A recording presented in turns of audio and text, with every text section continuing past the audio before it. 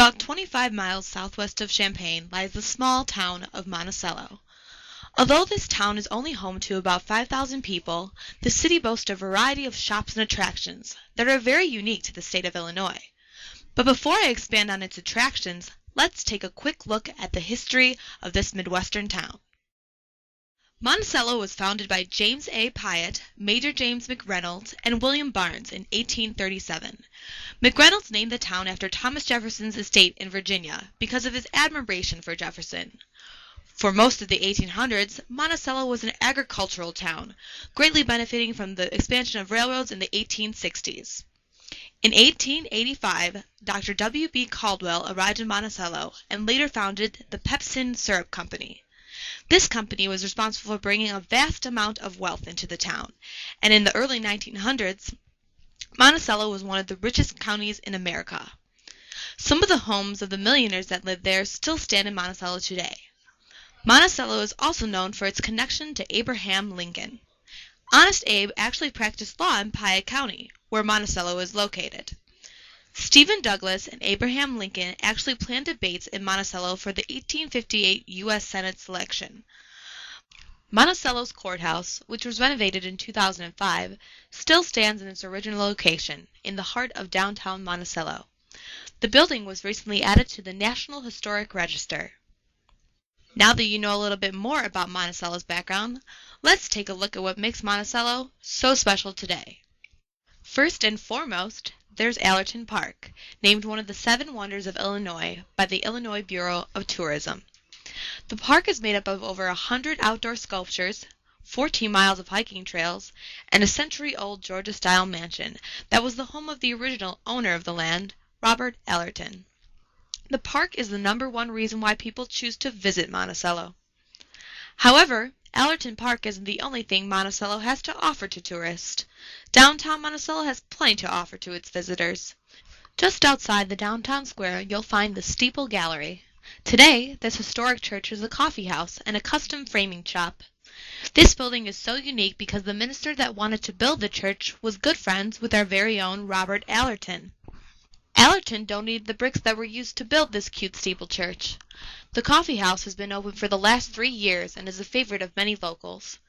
The majority of the coffee and the chocolate are fair trade organic, which makes this coffee house very unique. If you're feeling hungry, you may want to grab a meal at Filippo's Pizza and Pasta. The restaurant has been in its same location since 1970 and offers homemade authentic Italian food. The owner, Anthony, was actually kind enough to take some time out of his day and tell us a little bit about his eatery. Why should people come to Filippo? Oh, why should?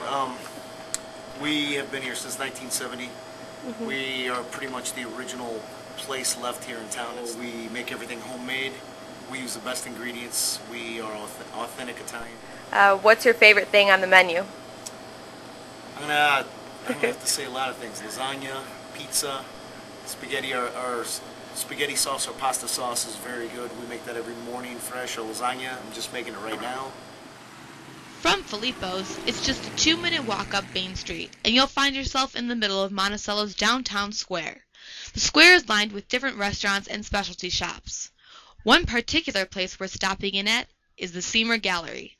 The gallery displays artwork by Larry Zemer, a Monticello native. Zemer specializes in watercolor painting and acrylic on canvas. Hundreds of these types of pieces and others fill the gallery space. If you find yourself feeling a little thirsty after the gallery, take a quick stroll around the downtown square until you find the East End Tavern, the Main Street Pub, the Corner Tavern, or the Three Ravens. These neighborhood pubs have all your favorite brews and provide you with a chance to get to know the people of Monticello a little bit better. One of Monticello's coolest attributes is that it's a part of the Looking for Lincoln Storytrail. The Looking for Lincoln Heritage Coalition has put together a trail of places where Abraham traveled and lived in Illinois. 3 of the stops on the trail can be found in Monticello, and one of them is in the downtown area. The marker stands across the street from the original site of the Pembroke Hotel, where Lincoln lodged during the time that he traversed the 8th Judicial Circuit. A Dairy Queen now stands in place of the hotel. Since its opening in 2002, Prairie Fire Glass has been owned and operated by glass artist Jim Downey and has delighted visitors with the mesmerizing art of traditional glass blowing. Featuring a gallery in the front of the store and a working studio in the back, you can peruse original art glass creations while you're enjoying live glass blowing demonstrations. Group tours and scheduled demonstrations are available upon scheduling, and classes are even offered to further your own skills in ornaments or introduction to hot glass blowing. If you continue down Main Street past the Dairy Queen, out of the blue appears Out of the Blue, Polish pottery and gifts. The store, despite its quaint atmosphere, has a huge collection of hand-painted Polish pottery items. Its most popular seller is its kitchenware. The historic Monticello Railway Museum has plenty of exciting events throughout the year that are great for families. If you have some extra time on your trip, consider chugging along to the museum. Get your kids in the holiday spirit and visit the museum in October to experience the Ghost Train, or head over during December to take the kids on the ride of their lifetime to the North Pole on the Polar Express train.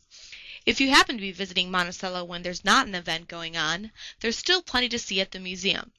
Get a tour through the antique boxcar trains and experience a little of what it was like to ride through the country many years ago. All of the volunteers that run the museum have a wealth of information that they are just waiting to share with other train fanatics. The Monticello Railway Museum also hosts an event called Railroad Days in mid-September, where participants could ride the vintage passenger trains and had the opportunity last year to see the world's newest operating steam locomotive, the Leviathan. The Railway Museum has its own Facebook page that posts updates about events and changes at the museum daily. Another attribute of Monticello that sets it apart from other towns in the area is Millionaire's Row. Millionaire's Row is an ancient landmark in Monticello and includes some of the most beautiful and luxurious homes in the area. As we go through a few of them, notice the intricate details of the homes. First, there's 412 North State Street. The Queen Anne with neoclassic influences includes a roof, flared gables, and conical tower. Notice the variety of window sizes and groupings. Detailing is neoclassic with Doric porch columns. Next, there's 802 North Charter Street. The Italian neoclassic was originally designed as a square Italian with a hip roof. The wings and porches were added for symmetry, giving the home a neoclassical look. A two-level portico supports the pediment, colonial detailing, and railings. Next, there's 1004 North State Street. The Elizabethan with Prairie School influences has a variety of window types, an eclectic mix of brick, stone, wood, and stucco. There are also flared brick porch piers with stair walls and urns that are Prairie style with geometric motifs. Moving on, there's 1001 North State Street. The English Tudor is a rambling manor that includes gables. The 24-room mansion with ornately sculpted ceilings and imported Italian marble fireplaces was built in 1924.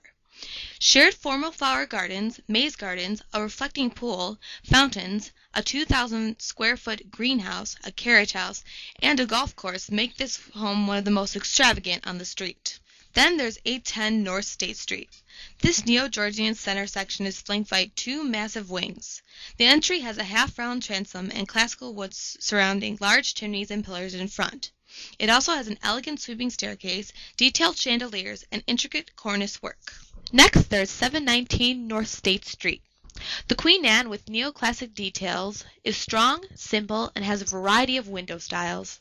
The large porch consists of massive brick piers and turned balusters. The original bath fixtures remain, with some heart-shaped lavatories and large tubs. The original central vac system and ice store on Wilson Street are still operable. There is also a ballroom in the basement level. Down the street, you'll find 712 North State Street. This is another English Tudor with a brick base this time. There's massive timber that is used to support the porches and the sun porches. It has 7 bedrooms, 2 being master bedrooms that are attached with sleeping porches. There are also 5 fireplaces, which keep the home very warm. The basement also has oak paneling and hardwood floors. Finally, there's 620 North State Street. This is a simple neoclassical home with Queen Anne influences and many of the same characteristics of the Queen Annes mentioned previously. If you wish to learn more about Monticello and what it has to offer tourists, you can always visit the town's tourism website at monticellotourism.org, or you can visit the Monticello Chamber of Commerce building located at 200 East Railroad Street In the office, you'll find Sue Gortner, who will be more than willing to answer any questions that you have about Monticello.